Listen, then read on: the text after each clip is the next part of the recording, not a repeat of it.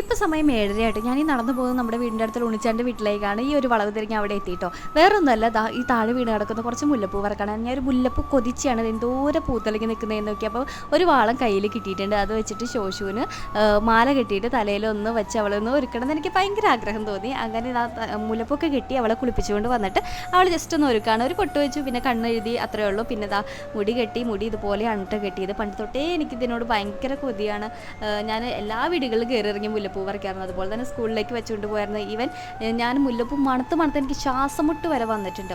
പിന്നെ ഞാനൊരു ഒറ്റമുല്ല ഫാനാട്ടോ. കട്ടമുല്ലേനേക്കാൾ എനിക്കിഷ്ടം ഒറ്റമുല്ലയാണ്. കുറച്ചും കൂടെ സ്മെല്ല് എനിക്ക് അതിനാണ് തോന്നിയേക്കുന്നത്. പിന്നെ അതുപോലെ തന്നെ കെട്ടിട്ട് കോർക്കാനും അതാണ് എളുപ്പം കട്ടമുല്ലേനേക്കാളും.